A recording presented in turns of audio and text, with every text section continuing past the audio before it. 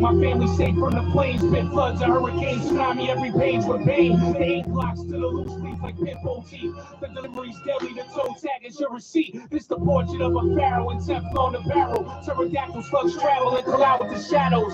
Telekinetic, my mind moving to my music. Magnetic flow, attract food to my ice pick. Maneuver like Martin Luther, my dreams shape the future. The metaphor Messiah burst the nightmares of Kruger. My pen game's ruthless, write rhymes with a bazooka. Misuse the mic and I'ma murder you losers. I fire venomous vocals that grab hold and choke you. Hijack your breath like sudden death, you on the menu. My sword cut throats, fatal chest wounds. It's for my gym star, global intellectual goons. They stand on their spit right hand in the air. Pledge to the dead, take an oath to the goat. The occult, then comes the Baphomet head. The seance is said, the blasphemous is spread. Chaos, the chapters are read. This ritual goes on in halls and churches and living rooms. Giant owl, D-Roll, the fallen swimming pools. The pawns make wrongs and take arms. They stay charms and stay calm. The knights, these Templars, wrote scriptures and tights. Alien jury, Indian judge, the child of Hitler and Christ. The courtroom, all the prophets. 7-day Adventures, Mormon and Gnostics. Skies are storming and Gothic. Rain is heavy. Preachers warning of the apocalypse. Priest and Cooper, verbal checkmate. The Lord is my shepherd. The truth is my breastplate. Wait, news just in. Satan shows up to the courtroom late. Wearing a neck brace, saying he has the whore of America and the dragon. He has a sex tape. Yo, what was that? Stop! Welcome. Let me turn that off, unfortunately, because I don't want no interruptions. I don't know how much noise that's going to make, but if I have to suffer for my work, then so be it. This is more important than my comfort. Welcome once again to the series, William Cooper's Mystery Babylon series, transcribed, where I read to you verbatim the shows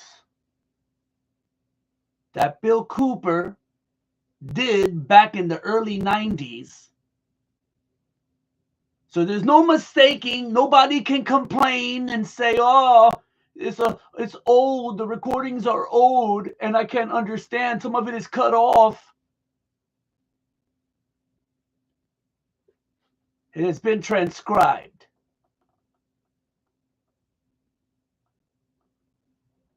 High quality HD audio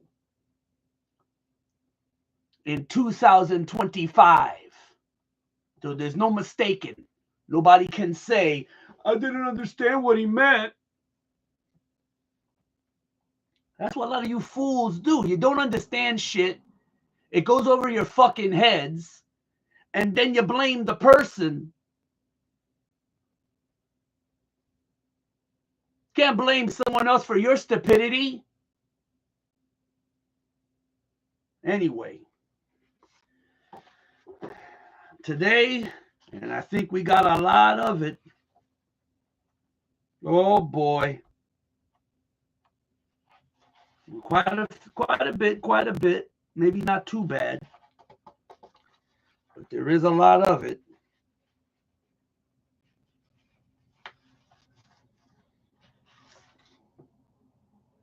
Okay. Today we continue with Osiris and Osiris and Isis. And here we go. And this is part 1. And let me open this fucking door because this fucking fly.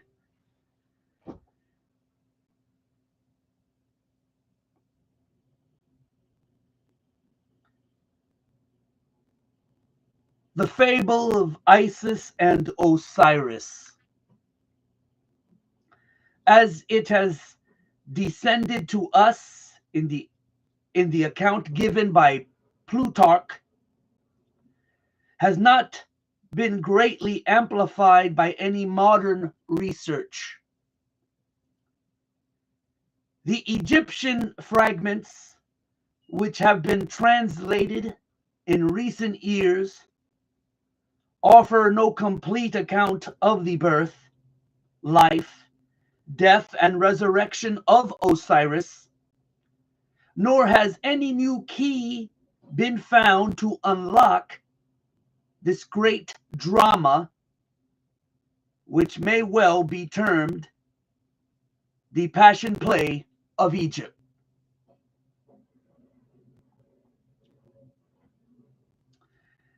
It is not our intention to perpetuate Plutarch's account merely for its outward appearance, but rather from the same motive that inspired Synesius, Platonic philosopher and Christian bishop, to compile his account of the same fabulous history. Synesius, in his treatise on Providence, and you hear that word a lot in the secret societies, and especially in Freemasonry, thus introduces the Osirian myth. This fable is Egyptian. The Egyptians transcend in wisdom. Perhaps, therefore, this also been a fable obscurely signifies something more than a fable, because it is Egyptian. If, however, it is not a fable, but a sacred discourse, it will deserve in a still greater degree to be told and committed to writing. In presenting a summary of Plutarch's account, I am omitting nothing which could in any way be regarded as relevant. I am taking the liberty, however, of somewhat expanding the fable by incorporating therein some small fragments derived from other Greek writers, and occasionally a few words bearing upon the account from fragments from Egyptian religious literature.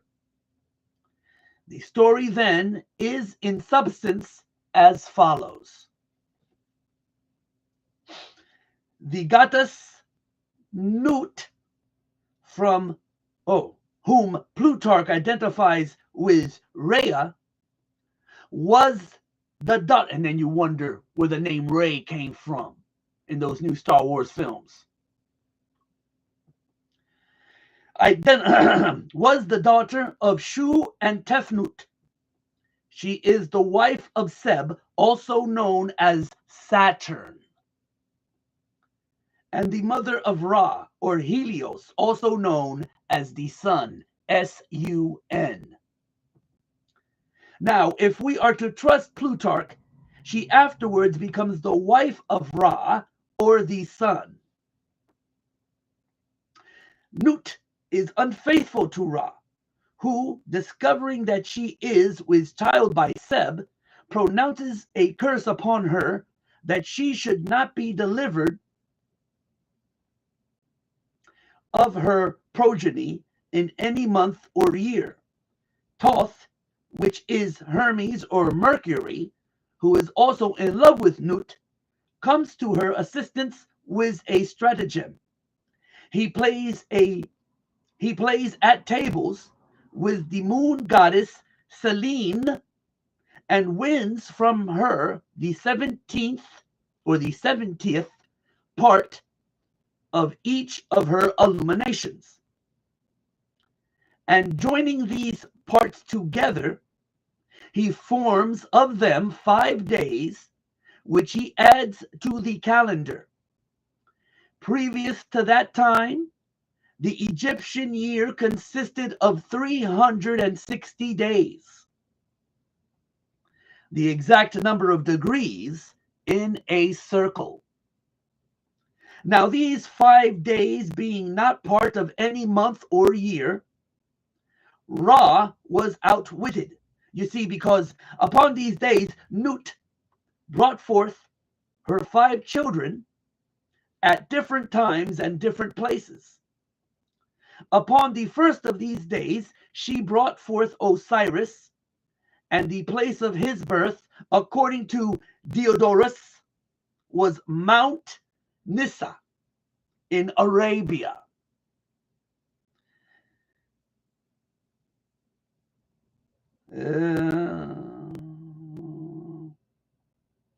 I don't know if this is a typo. In Arabia the Happy. Mount Nissa is now Mount Sinai, folks. At the moment of the birth of Osiris, a voice sounded throughout the world saying, "The Lord of all the earth is born." On the second day, Nut gave birth to, and please forgive me for this mispronunciation, Osiris. I know I'm saying it wrong. Osiris, the elder Horus, on the third day. Typhon or Set on the fourth day. Isis, and on the fifth and last day, Nephith. The Egyptians therefore regard the 5 days, which they termed the epact or superadded, as the birthdays of the gods, especially venerating the fourth of them, upon which the benevolent goddess Isis came into being. Plutarch further on announces that the 5 children of Nut were not all of the same father, thus contradicting his earlier statement. For he says that Osiris and the elder Horus were the children of Ra. That Isis was the daughter of Thoth, and only Typhon and Nephith were actually the offspring of Seb. There is another and even more recondite legend regarding the elder Horus, which denies him the fathership of Ra, declaring him to be the offspring of Osiris and Isis, while they were still in the womb of Nut. Now, these accounts we shall consider later. Osiris, and let me just stop here. I think what he's attempting to do here is give you what they call the exoteric, the version of the story.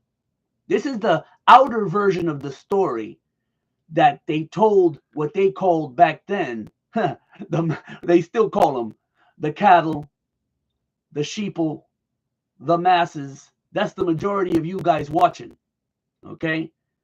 This is the version the way they want you to understand it. So I think that's what he's attempting to do here, is give you the story plainly, the way the people were given it.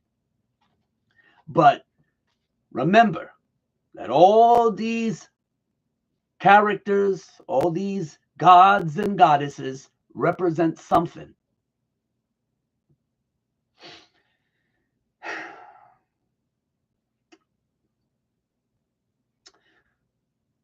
Osiris was given to Pamiles to be educated, and having come to the years of majority, became the king of Egypt. In this high capacity, Osiris applied himself to the civilizing of his nation, turning the Egyptians from their previously indigent and barbarous course of life to a happy and community existence. He taught them agriculture, compiled for them a body of laws for the regulation of conduct, instructed them in their reverencing in worship of the gods, thus establishing Egypt in all the essentials of truth. according to legend. Now, having brought his own nation to prosperity and enlightenment, Osiris traveled over the rest of the world, converting peoples to his discipline, not by force, but through persuasion of reason. Osiris was accompanied on this journey by a procession of nymphs and other superphysical beings who filled the air with music and song. In the meantime, Typhon, brother or half-brother of Osiris, had ambition to usurp the throne. But the vigilant Isis, sister wife, and pay attention to this is very important, sister wife, in some accounts, mother wife,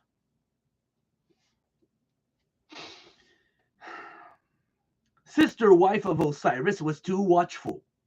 Typhon, and for those of you who missed yesterday's stream, Typhon and Set are one and the same.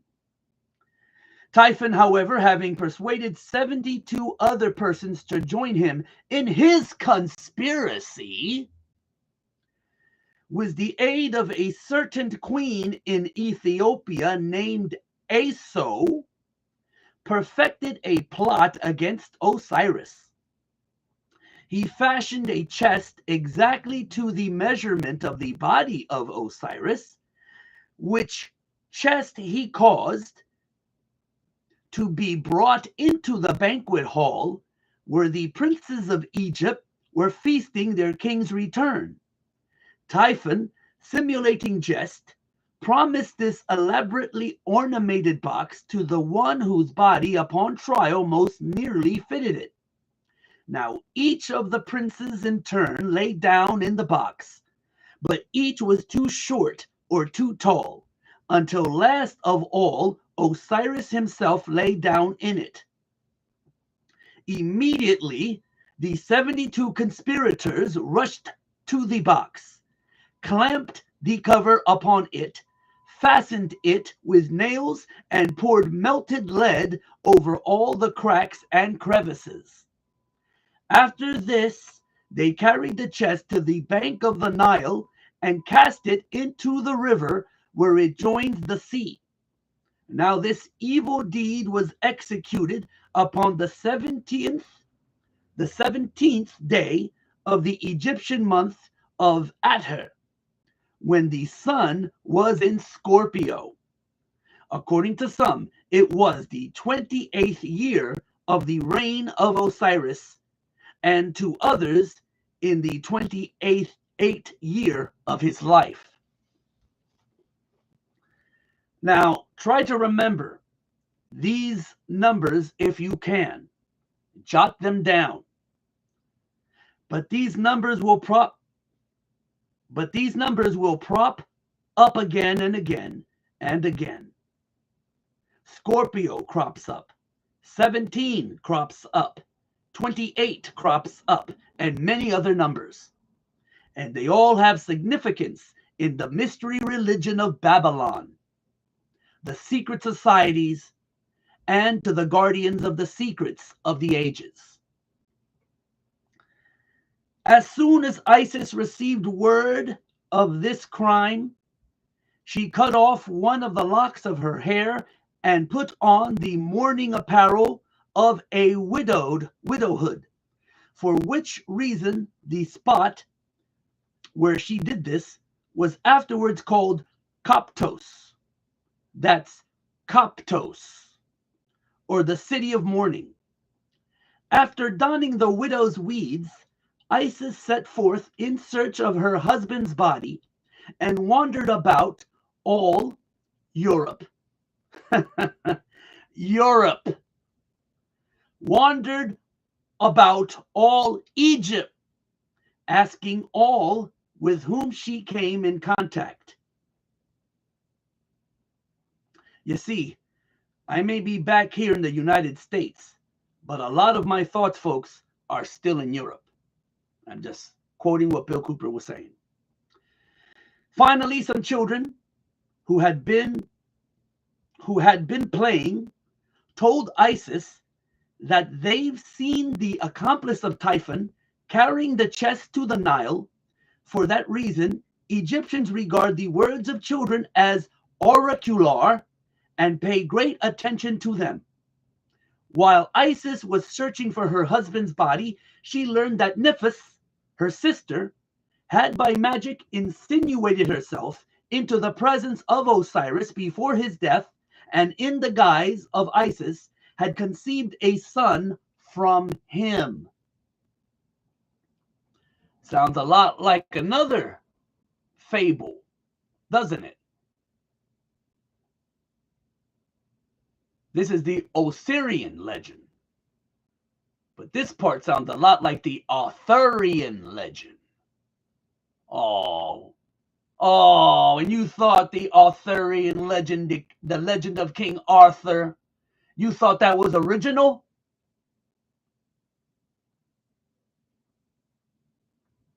What stupid sheeple cattle you are.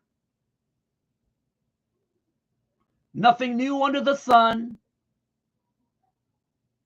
Same old shit, different day. They change up the names. They change up the settings. In Samaria and Babylon, it was Nimrod and Semiramis. In ancient Egypt, it's Osiris and Isis. And in England, goddamn England, the origins of all this British Israelism garbage, it's the Arthurian legend of King Arthur. What fools you are. Now, Isis sought out the child which Nephthys had deserted for fear of Typhon's anger, and adopting it, attached it to her person as a constant guard and attendant.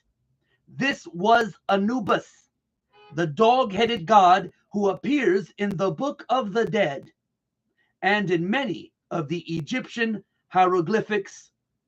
And for those of you who only know ancient Egyptian stuff from the movies that they produce, it's the god in the mummy movies, in particular the first one. It's the god the statue of the god that they find in the original mummy movie from 1999. That statue that they find buried in the sand, that's Anubis. After some time, Isis learned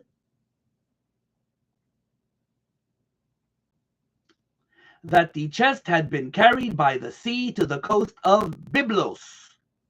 Now, Byblos is also the name for book or Bible, where it had lodged in the branches of a bush of tamarisk, which had grown up miraculously about the sacred receptacle and concealed it within its trunk.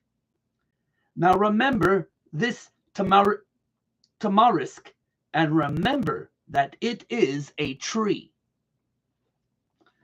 The king of Byblos, amazed at the miracle, caused the tree to be cut down, and from the trunk containing the box, he made a pillar to support the roof of his palace.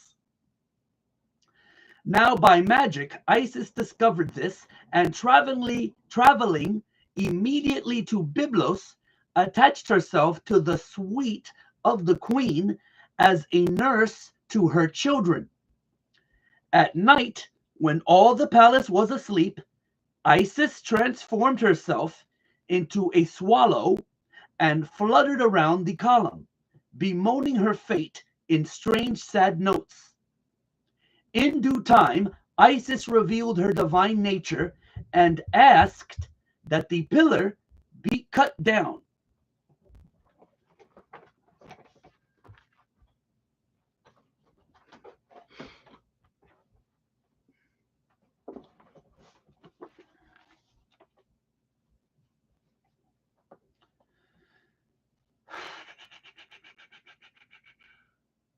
Taking therefrom the chest, she departed with it into a desert place where she performed certain magical rites by which the body of Osiris was temporarily animated, and by this animation she received from Osiris a son who was called the younger Horus, the child who was conceived of the dead. Now, there is some confusion in the account at this point. Plutarch says that Isis left the body of Osiris temporarily to visit her son Horus, just mentioned. But the context of the fable would rather call for her departure to a secluded place where the child could be born without the knowledge of Typhon, who certainly would have destroyed him. Isis hid the chest in a remote and unfrequented place, but Typhon, hunting one night by the light of the moon, chanced upon it. Knowing its contents and realizing Isis to be proficient in magic, he resolved to thwart her purposes, and tearing the body in 14 parts, he scattered them over Egypt. Now remember, 14 parts, folks. Don't forget that. From the inscriptions on the Metronich stele, it seems that Set must have imprisoned Isis and her son Horus. The goddess is made to say, "I am Isis, and I came forth from the house wherein my brother Set has placed me." Thoth, the prince of law, again came to her.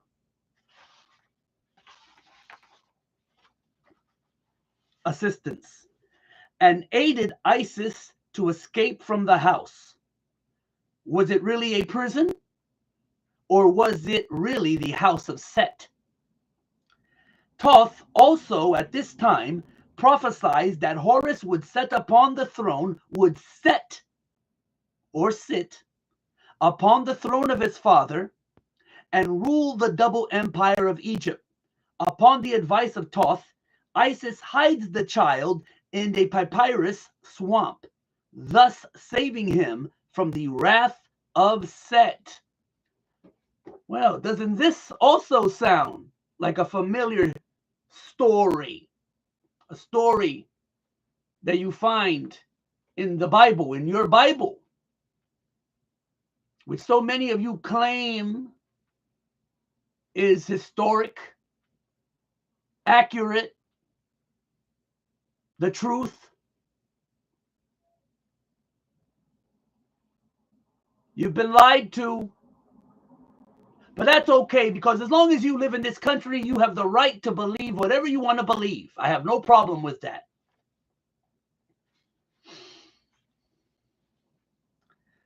Isis returning,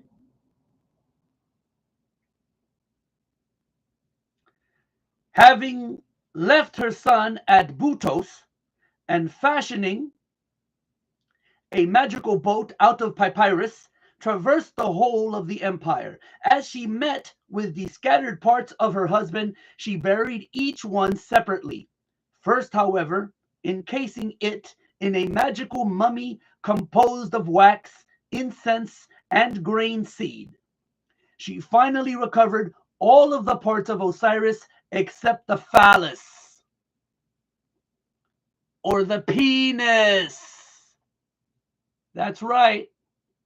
But you can find it over there in Washington, D.C. It's called the Washington Monument, in case you didn't know. Or you can find it over there at the Vatican. There's one there too. And I think there's one in New York somewhere. And I think there's another one. I'm not sure about this one, but I think there's another one in Japan.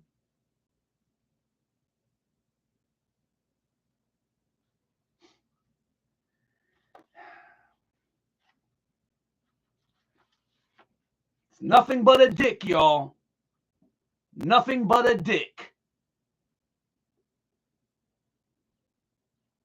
Nothing but a fucking cock. And you look at it. Oh, ain't it beautiful? Idiots and morons. Idiots and morons.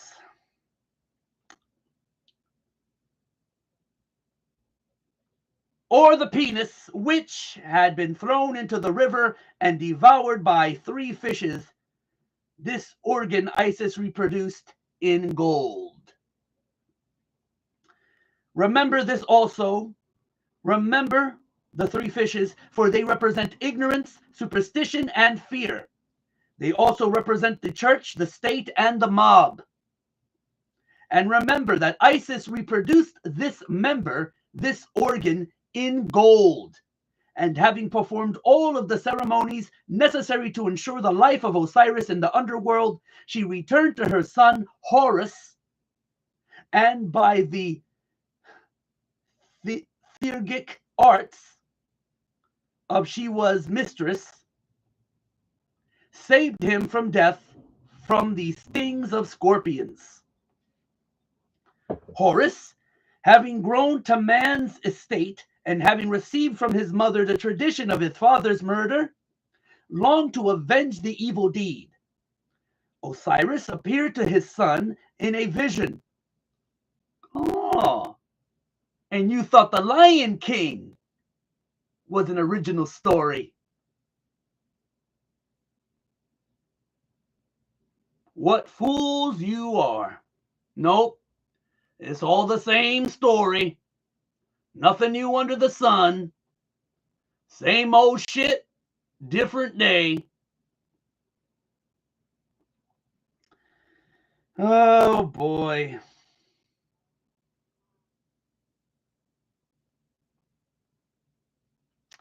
Osiris appeared to his son in a vision, instructing him in the means by which he could overcome the hosts of Typhon. Now we are led to infer that Horus gathered about him an army, which, meeting the hosts of Typhon, battled with them for many days, achieving victory. Typhon, according to the legend, was taken prisoner and turned over to the custody of Isis. Now Isis, being his sister, could not bring herself to put him to death, but set him at liberty, which so incensed Horus that he laid hands upon his mother and removed from her head the insignia of royalty. Thereupon Thoth gave her a new helmet made of the shape of an ox's head. Typhon next accused Horus of illegitimacy. Sounds familiar, right? The Lion King. Isn't that what Scar felt about Simba? But Thoth proves his royal descent. Typhoon again goes into battle against Horus. In fact, 2 battles are mentioned, in both of which Typhon is worsted, and Horus regains the kingdom of his father and is regarded, to at least a certain degree, as the actual reincarnation of Osiris. Let me see, what the hell is this? Every fucking day it's a new fucking noise. Jesus fucking. Pardon myself. Gotta learn to not curse too much. All right.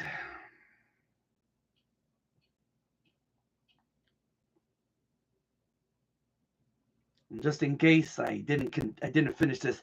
Typhon again goes into battle against Horus. In fact, 2 battles are mentioned, in both of which Typhon is worsted, and Horus regains the kingdom of his father and is regarded, to at least a certain degree, as the actual reincarnation of Osiris. So here you have a death and a resurrection.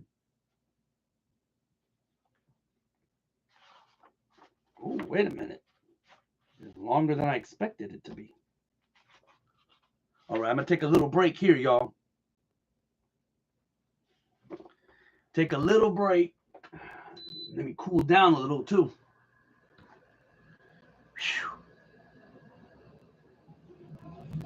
Whew.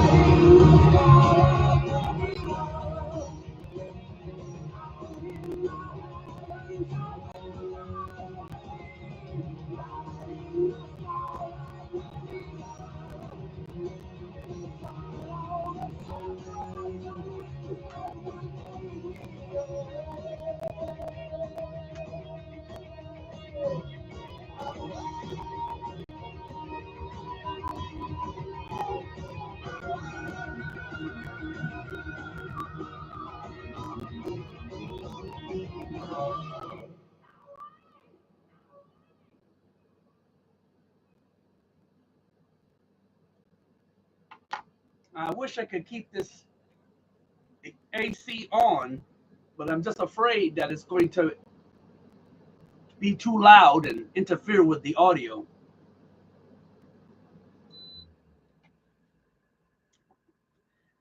So here you have a death and a resurrection. After its resurrection in the underworld, the shade of Osiris visits Isis, and in consequence thereof she gives birth to another son, as it were, by a Holy Ghost. Oh, I hate to break it to you. I hate to break to you the news that your Bible borrows from other fables, other stories, other tales. Ah, boy. For she knew no living man. This child is called Harpocrates, and Plutarch says of him that he came into the world before his time and lame in his lower limbs. Harpocrates is usually depicted as a nude figure, his head adorned with a single curling lock of hair on the right side, this being with the Egyptians a symbol of youth and adolescence. He is sometimes depicted with an elaborate plumed headdress or wearing the double crown of the northern and southern empires. His finger is placed to his lips, which Plutarch interprets as a gesture symbolic of his childish and helpless state. The Greeks and Romans, however, considered this gesture to be a symbol for silence or secrecy. And from this has arisen the custom of placing the finger to the lips as a motion for quietness and secrecy.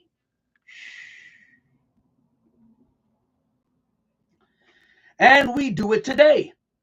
Statues of the god Harpocrates were placed at the entrances to temples and sacred retreats, where the dramas of the mysteries were performed as a sign that silence and secrecy should be observed in the holy places, and that all initiates were bound by vows of discretion.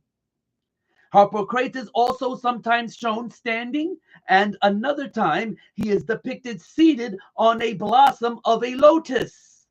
Ha ha! Just like Buddha.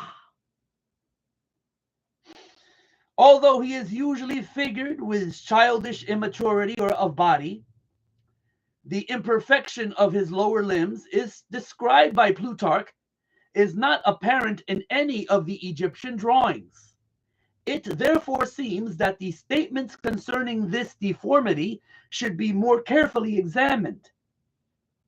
Samuel Squire, whose translation of Plutarch's Isis and Osiris, made in 1744, is still the most often quoted by Egyptologists. Well, it states definitely lame in his lower limbs. G.R.S. Mead translated the same essay much later and gives a slightly different rendering of Plutarch's words. Mr. Mead says, weak in his limbs from below upwards. This difference in wording, though slight, may have an unexpected significance. You see, there is some general information contained in Synesius' treaty on Providence that should be included in this Osirian epic. Synesius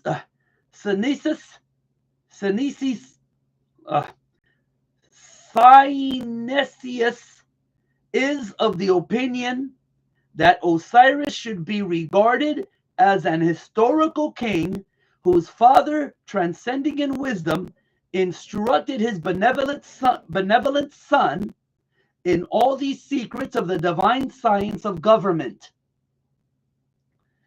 Synesius is moved to this conclusion by a desire to keep all speculation within the sphere of the reasonable.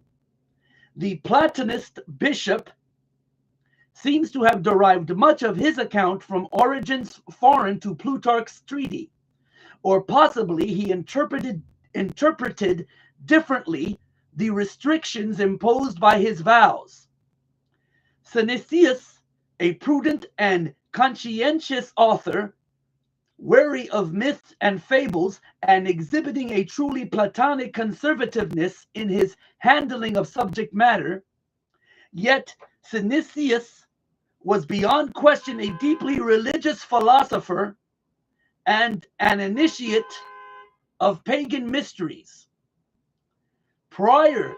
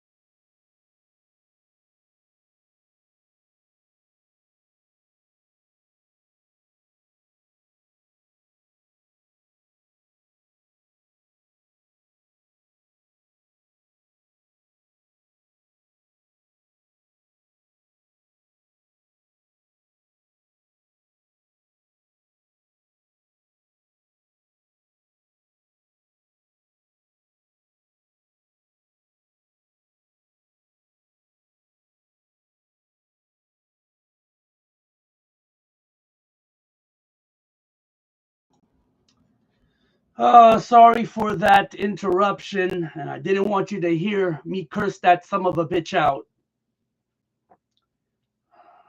If it's not bad enough, I have construction right across the fucking street. Huh. There's also a fucking school across the street where the construction is happening. And I don't know what it is. We're in the fucking summer. Aren't the kids out of school? Aren't the children out of school? Why are there still fucking bus drivers driving around? Who the fuck could they be picking up?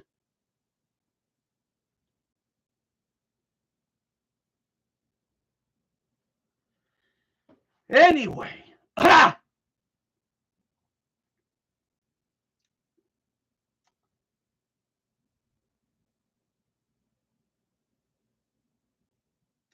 Yet, Synesius was beyond question a deeply religious philosopher and an initiate of pagan mysteries prior to his conversion to the Christian faith, and therefore may have hidden the true meaning of the fable. Thomas Taylor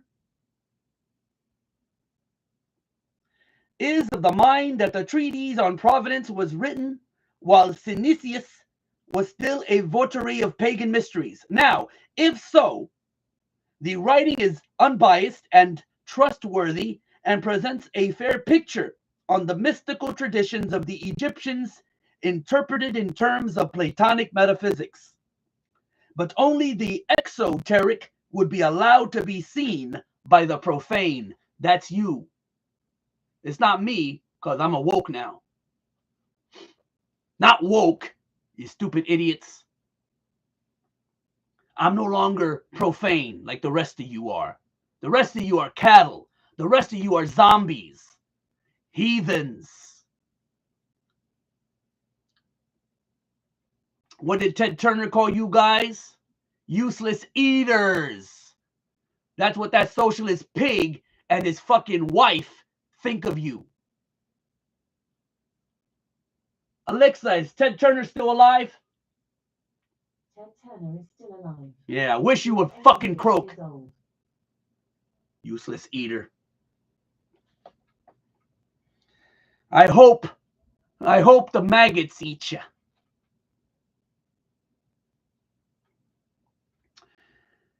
Synesius or Synesius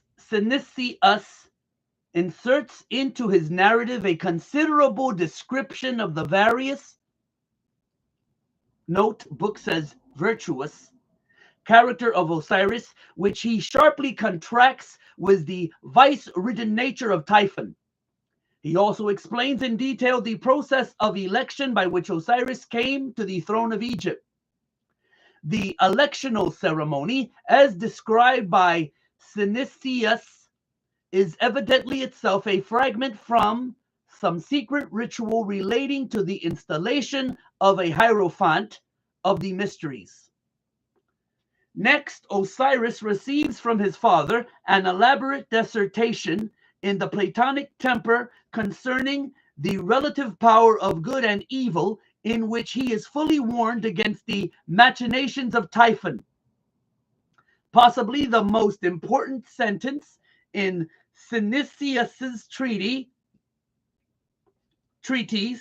occurs during this dissertation.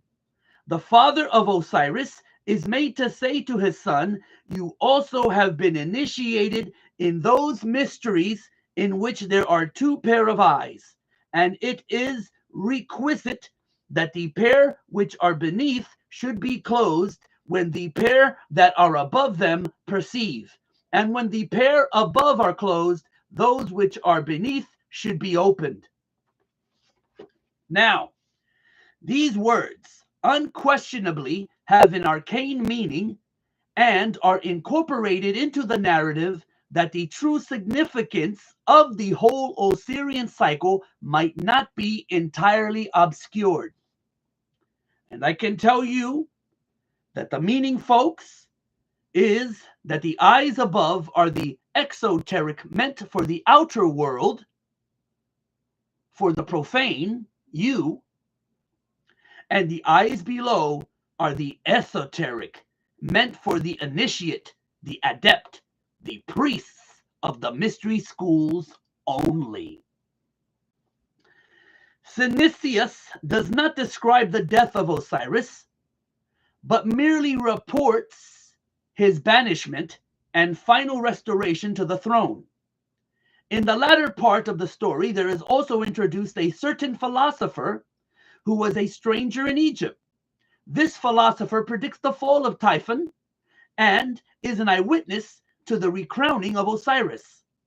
Synesius says of this philosopher, he likewise then learned some particulars about Osiris which would shortly happen, and others which would take place at some greater distance of time.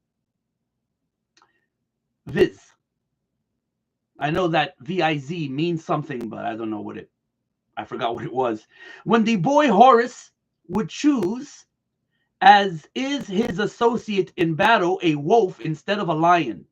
But who the wolf is a sacred narration, which it is not wholly to divulge, even in a form of a fable. Why did Spielberg call his family? Because in case you didn't know, that movie that came out a few years ago about that family and the son, the child was into filmmaking and making movies. That's Spielberg's family. But why did he call it the Fablemans? I'm gonna tell you why. Because Spielberg's name, Spielberg, means the same shit. Storyteller. Spiel, a story. Oh boy, you don't have to believe me. Go find out for yourself what his last name means.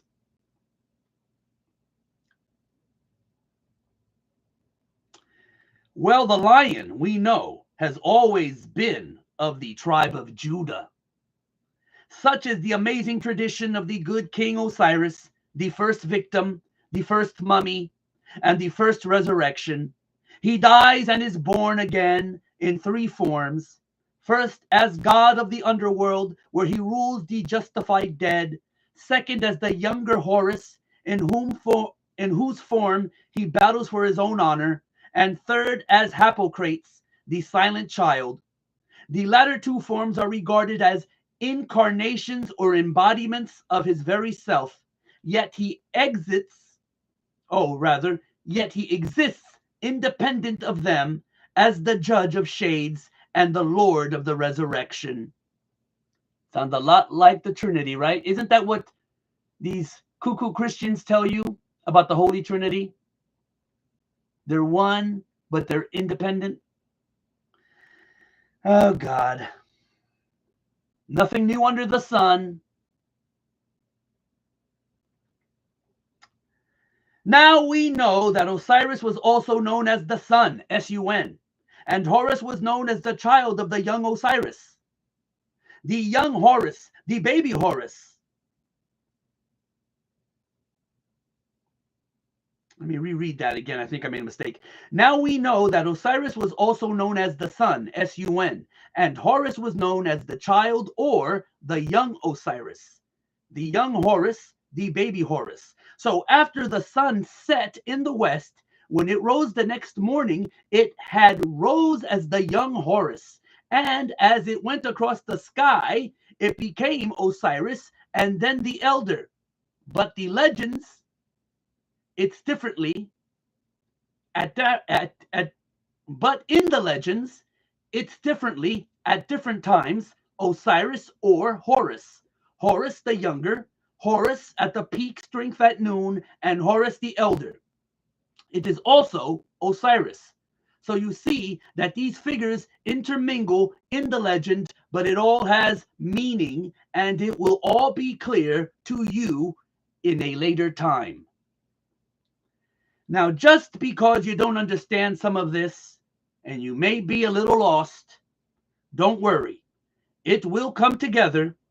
Don't miss one single word of this series of episodes of the Hour of the Time.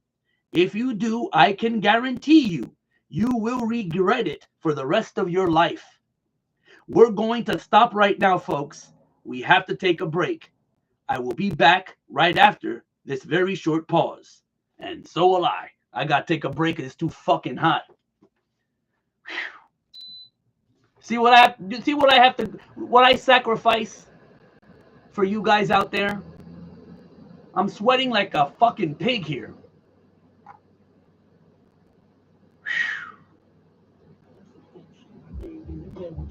Spitting medicine, rose like I'm King Tut, carrying the pendulum. Trilogy of life, God's will, my curriculum. 15 years on a lifetime sentence, and it's 15 years since I sinned. I rose from a bullet in an argument, a fugitive sentiment. BEP record, let the world hear my testament. Wings from an angel brought me back, that's the evidence. Heaven sent, second chance glance at a veteran. Internationally, my words spread like a bonfire. This be the cornerstone bricks of an empire. Everybody needs a chance. Some decisions you gotta carry forever. Everybody needs a chance. Ripping holes in your soul to stress ball blood pressure. As the teardrops fall from the sky, the world keeps turning, no reversing father time. Everybody wants a little time. There's no second chance, it's just a violent goodbye. And when it rains, it pours. Being heavier than the hammer of Thor. The foulest part is you was family.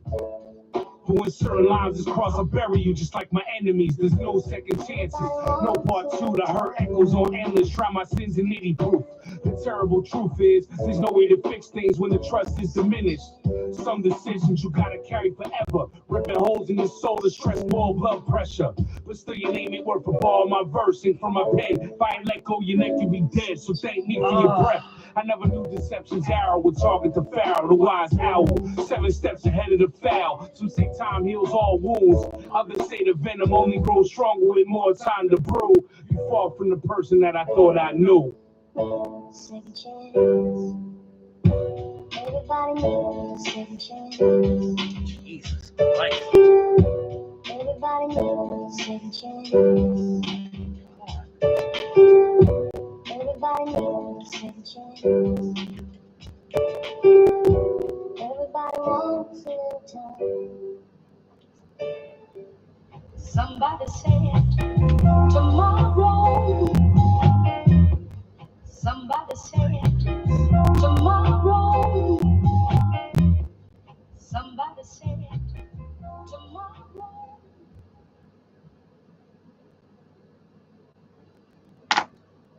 All right.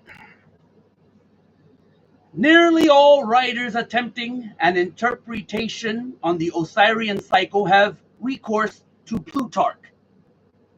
It has seemingly never occurred to Egyptologists that this eminent priest of Delphi might have purposely confused or distorted the fable, or if not that, might certainly have misdirected the attention of the reader from relevant to irrelevant explanations. two factors must certainly be taken into consideration when reading Plutarch. First, he was an initiate priest of the mysteries. Of this there can be no doubt, for he himself says, "For the mystic symbols are well known to us who belong to the brotherhood." What brotherhood? If you've been watching my other streams, the Brotherhood of the Snake. Got different names. Don't ever get fooled by all the different things they call themselves. It's all the same thing.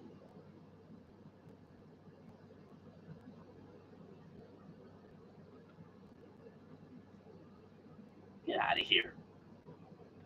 Oh my God, now I got two goddamn flies. Must have came in when I opened the door outside. Okay. In those days it was known as the Brotherhood of the Snake, and those who possessed the knowledge of the secrets of the ages wore the symbol of the snake on their headdress.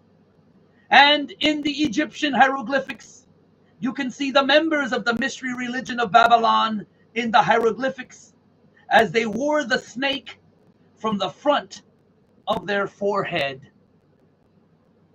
It should be evident. Oh,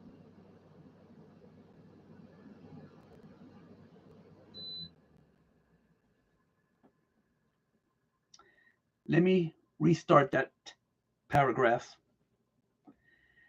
In those days it was known as the Brotherhood of the Snake, and those who possessed the knowledge of the secrets of the ages wore the symbol of the snake on their headdress. And in the Egyptian hieroglyphics, you can see the members of the mystery religion of Babylon in the hieroglyphics as they wore the snake from the front of their forehead. It should be evident to everybody that as an initiate, Plutarch would not have unveiled the secret meaning of the Osirian myth, and I found that to be absolutely true. No man of his priestly station or philosophic mind who so greatly venerated the gods as to attach himself to their service would have been guilty of the impiety of profaning their mysteries, and he would not have violated his oath of secrecy. Furthermore, had his treatise actually exposed any of the secrets of the rites, he would most probably have perished miserably, or at least have been publicly disgraced. These evils not descending upon him, we must suppose that his book was regarded as harmless, and for our purpose, therefore, at least not directly informative.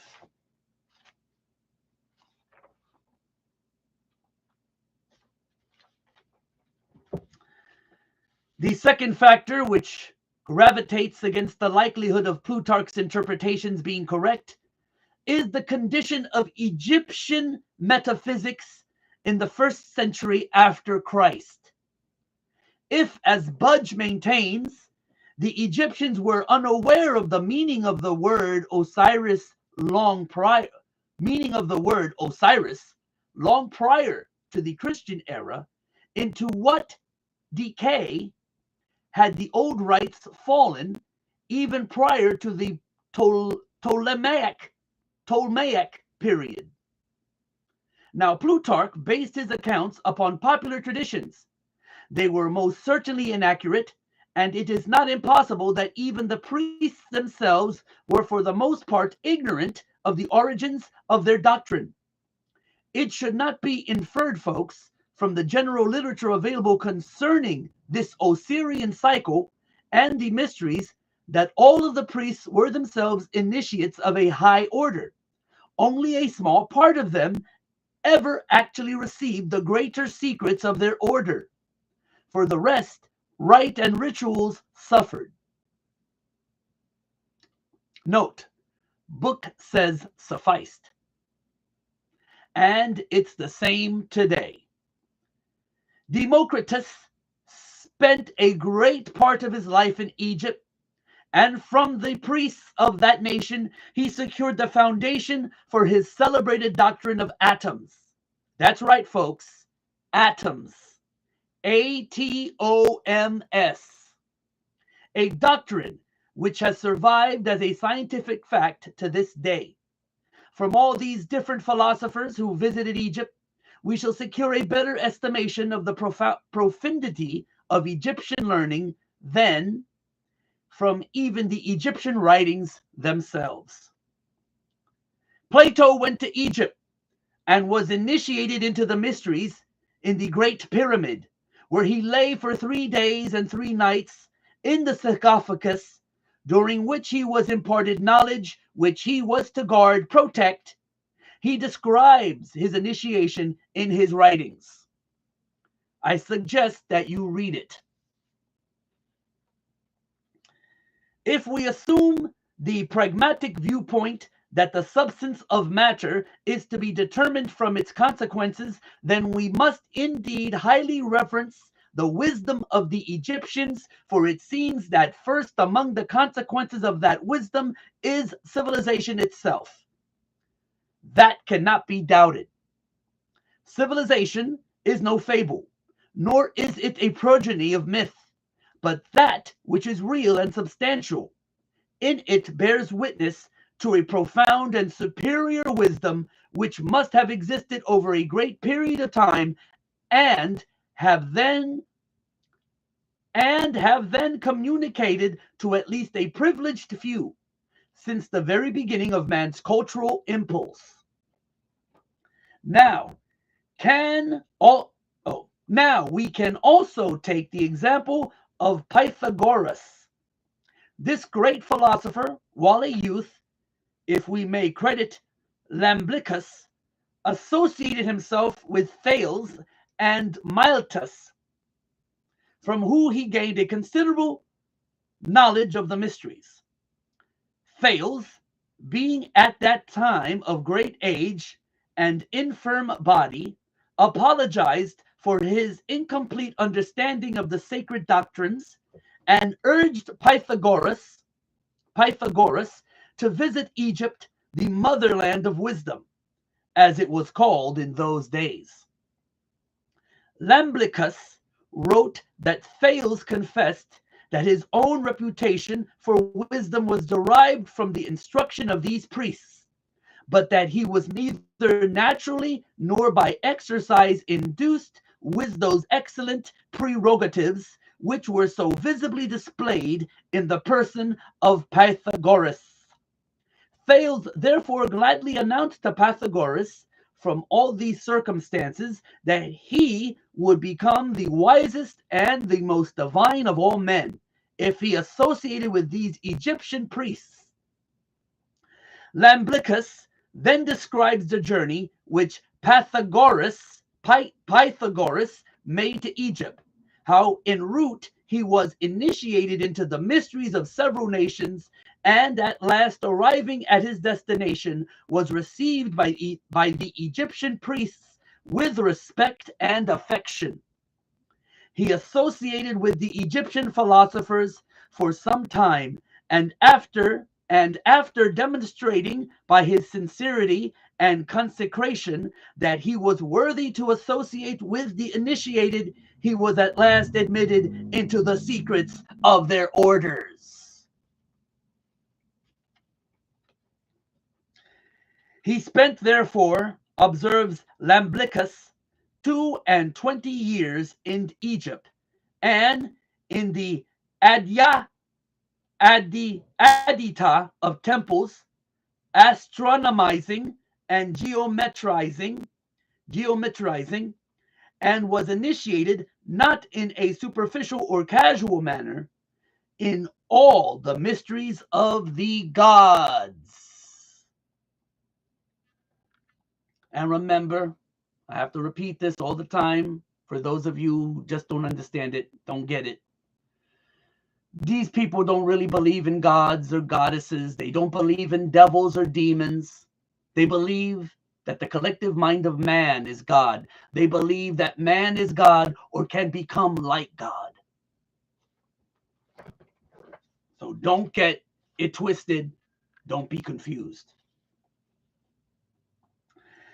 Pythagoras must be acknowledged among the first of those divine men to whom the race is indebted for the principles of science, art, and philosophy. And are we to presume that so noble an intellect could have 22 years pursuing fabulous shadows in Egyptian crypts? If, as some have asserted, that Osiris signified merely the Nile and Isis, the black earth rendered fertile by its inundation, could such a fable have so greatly stimulated the admiration of Pythagoras that he would have spent a score of years in the assimilation of the idea? I don't think so. Or again, would he have spent this great length of time, the very best years of his life, in memorizing the myth-encrusted history of an ancient king who at some remote period have reigned in Egypt and whose memory seems sufficient to inspire a vast civilization for some 6,000 years? By the way, that's the exact number of years in the calendar of the Mystery School and of the Freemasons. Or to approach the matter from another of these explanations, would Pythagoras have pounded himself for a score of years against the walls of Memphis and find himself fully rewarded by being informed with bated breath by some archimagus that Isis is the dog star? I think not.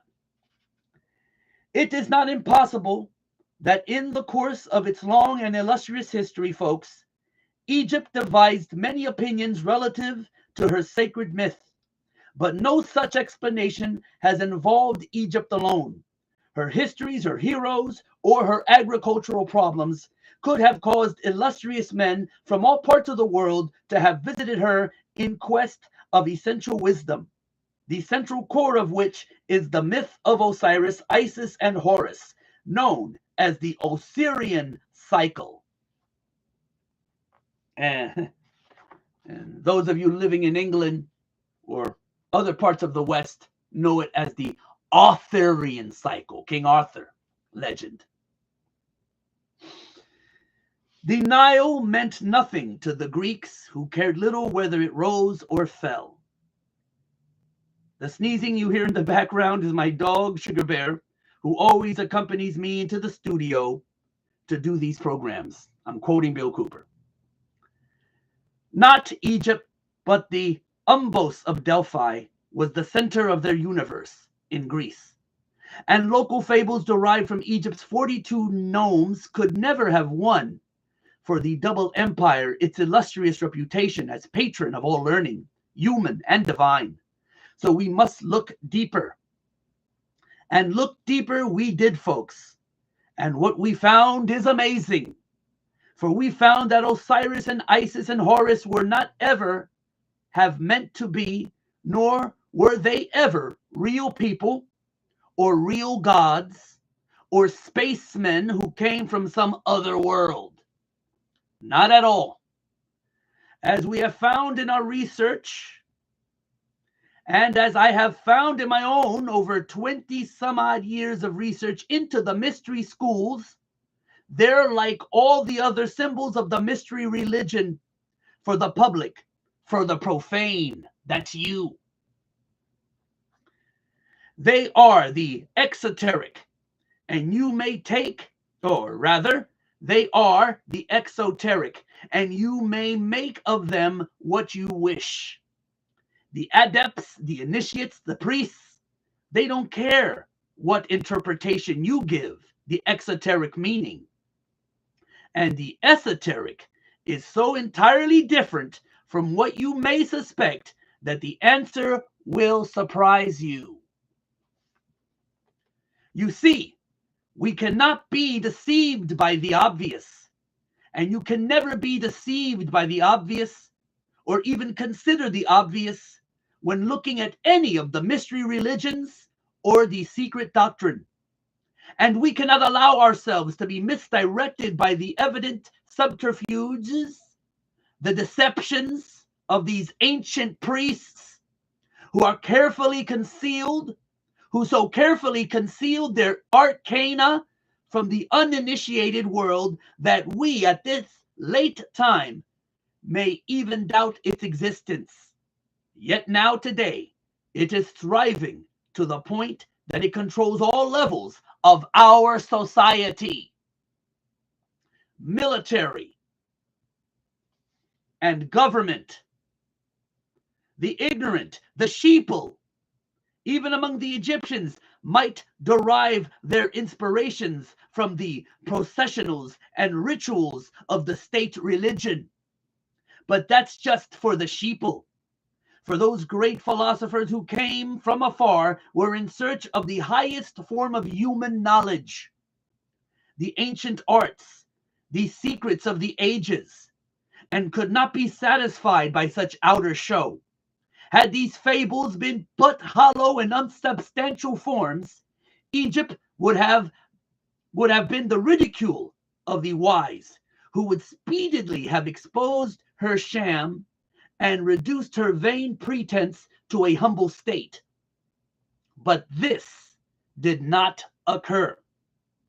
You see, the initiates of her mysteries, returning to their own countries, not only felt themselves more than repaid for their hazardous journeys and long vigils, but furthermore, they became founders of distinguished systems of thinking, disseminators of useful knowledge, and in all cases bore witness to a broad and deep learning.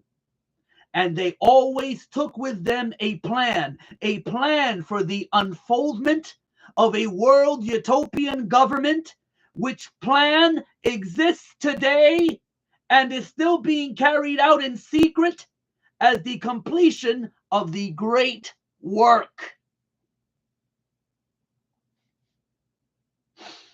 New World Order, anyone? Diodorus describes two famous columns erected near Nysa in Arabia, one to Isis and the other to Osiris. Now remember, Osiris and Isis never lived. They were not real people, and they were never gods. They are symbols for something much deeper. So when you listen to the interpretations of the inscriptions on the columns, remember that.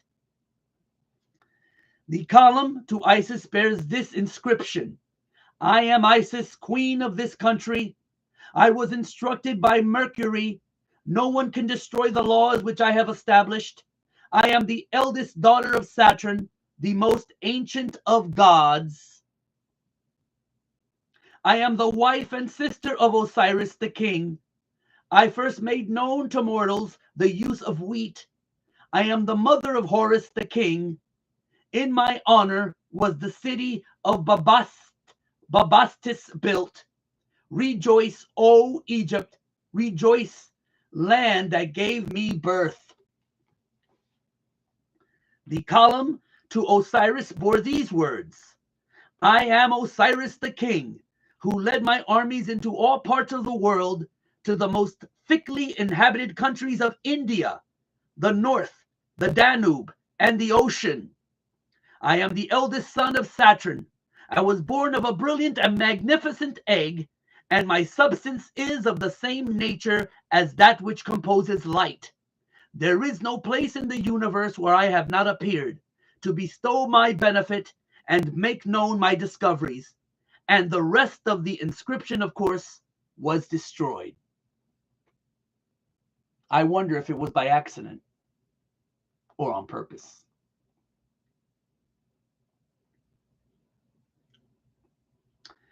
Now, while the inscription on the pillar, or the obelisk, the penis, in honor of Isis may be veiled, the inscription on the obelisk dedicated to Osiris is certainly not. He was born of a brilliant and magnificent egg, and its substance is of the same nature of that which composes light. There is no place in the universe where I have not appeared. Osiris, of course, was the sun. S-U-N.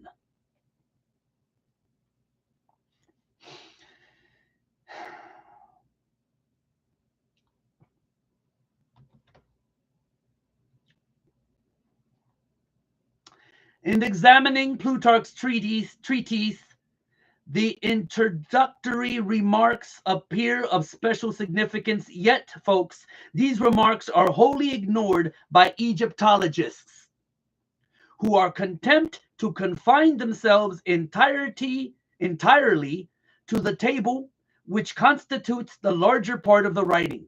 If Plutarch, by any word or symbol, revealed even a small part of the sacred mystery, it is to be found in the following words. For Isis, according to the Greek interpretation of the word, signifies knowledge, as does the name of her professed adversary, Typhon. Insolence and pride.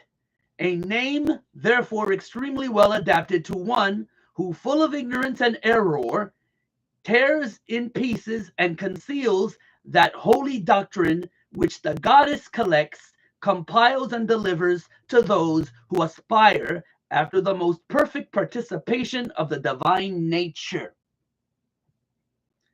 Now, if you have a keen intellect, you can all decipher everything else that I'm going to tell you on this program, and probably the next one in that short paragraph. And I let you ponder that as I continue. And I don't have to ponder about it. I know exactly what it means. The same old shit they've been doing forever, for all of the same shit they've been doing all this time. Making themselves gods and goddesses. That's what they believe.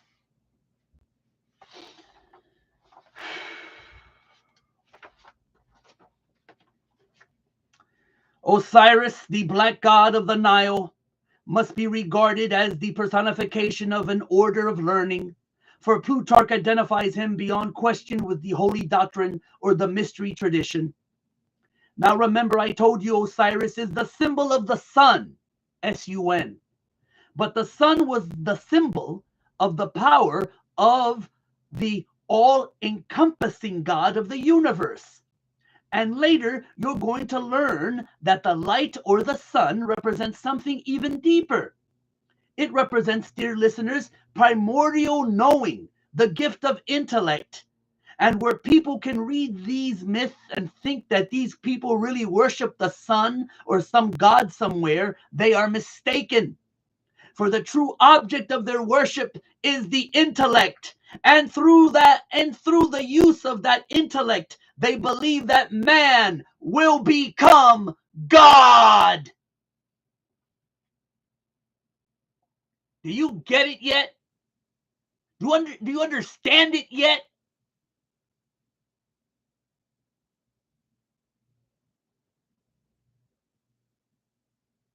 Here's a question. Why do all these motherfuckers in Hollywood, these celebrities, why do you call them stars?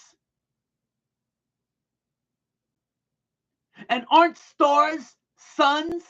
Isn't that what they teach you in school?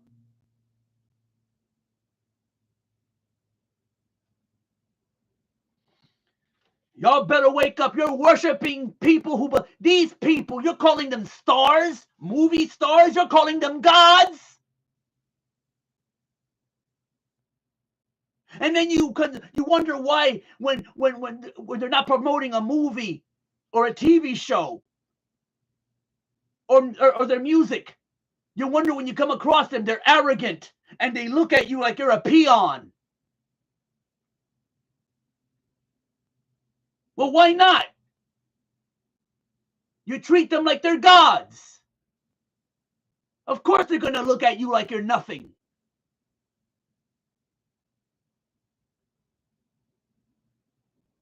You wonder why J-Ho, when she's not promoting her crappy music or her crappy movies, you wonder why she's a bitch and she won't sign your fucking picture of her. Autograph a picture of her for you. You wonder why fucking James piece of shit Canadian Cameron, director, can't for 1 minute turn around and sign somebody's goddamn Avatar poster because he's an asshole. You wonder why Scar Jew, when was it, last month? She walked right past a bunch of people that were there, so-called fans, ignored them completely.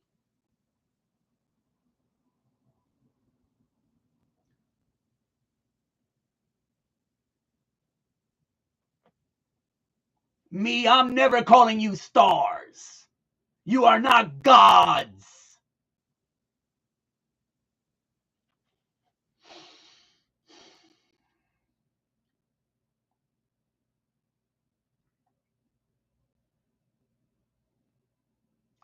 As Thoth personifies the whole sphere of knowledge, and it was through his assistance that Osiris came into being, so Osiris embodies the secret and sacred wisdom reserved for those who were proficients in the ancient rites.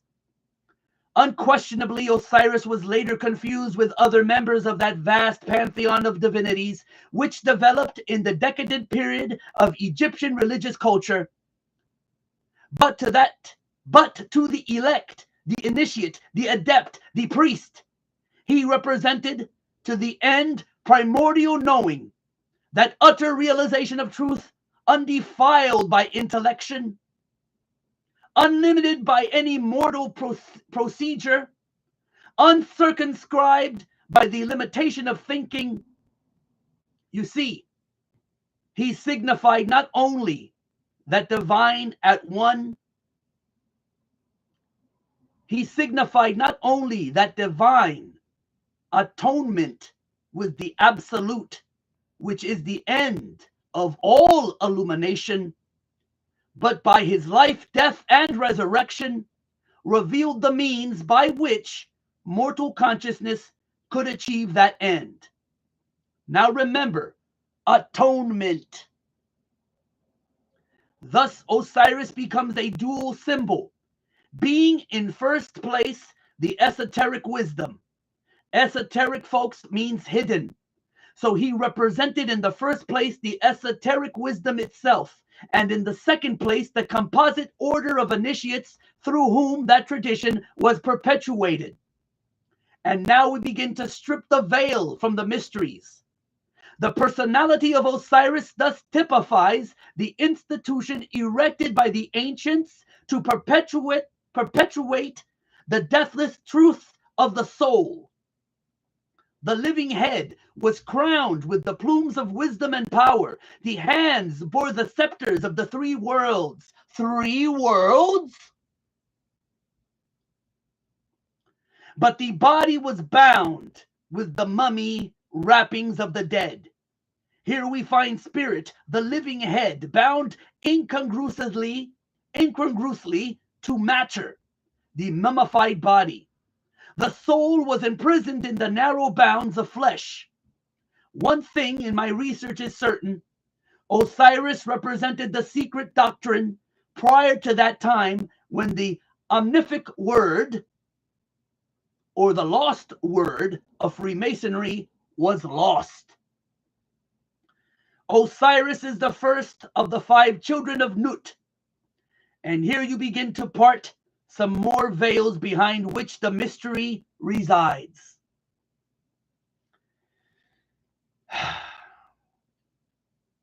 He therefore corresponds with the first of the 5 divine kings of China and the 5 exoterically known Dhyana Buddhas of Lamism.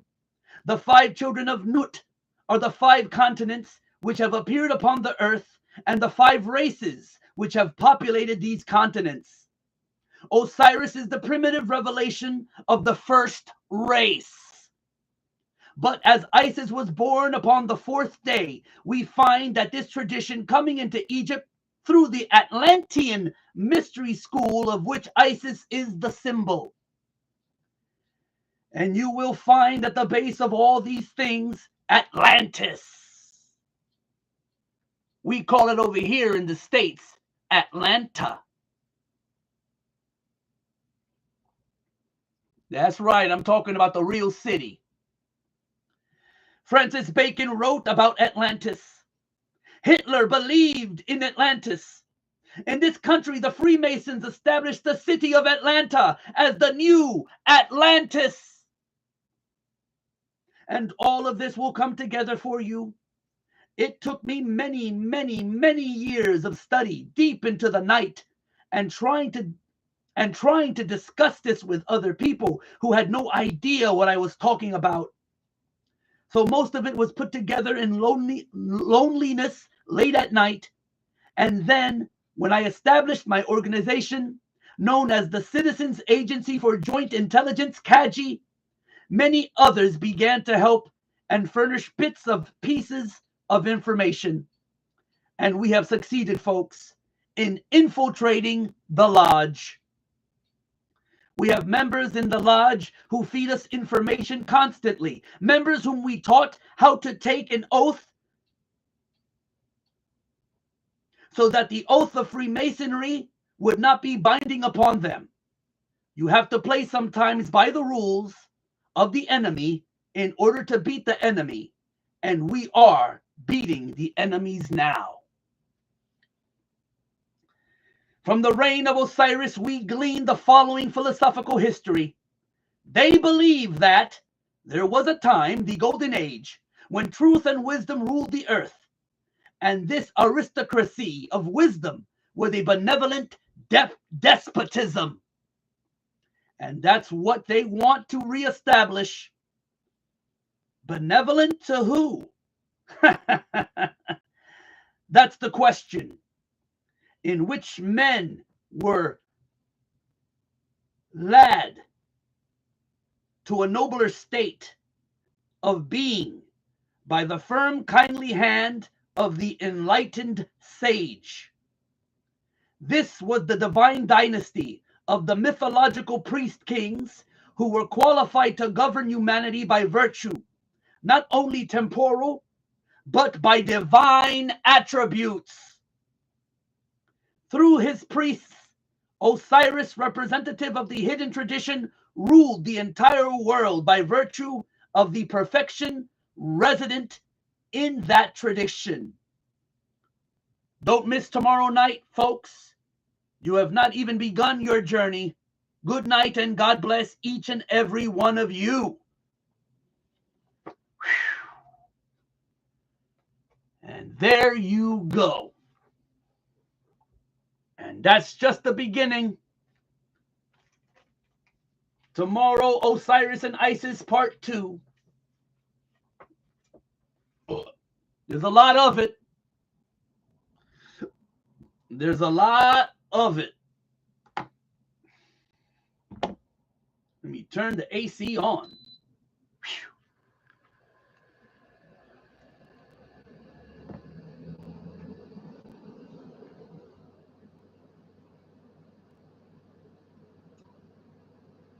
I want to say before I end the stream one more thing. They call you cattle, the profane. You're stupid enough to look at these people, consider them stars.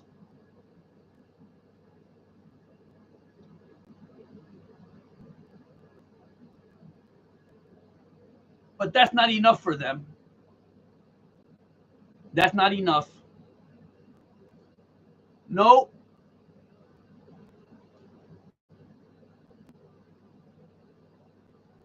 They want to take you to the level of mindless beast.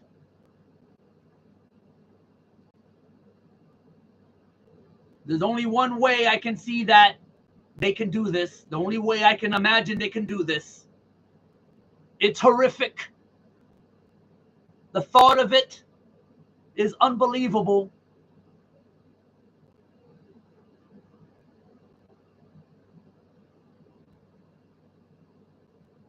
There's a reason why a couple of years ago they released the film Oppenheimer. There's a reason why all the shenanigans going on in the Middle East, in the Ukraine and Russia. There's a reason why Korea all of a sudden want to make some moves as well.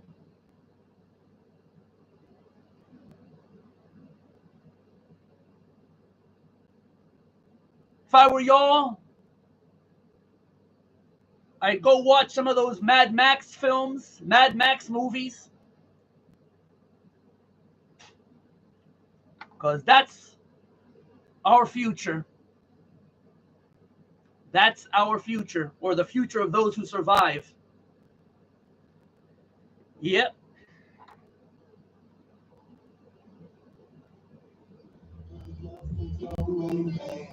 There goes your fun, bang, bang. You can't have none no more.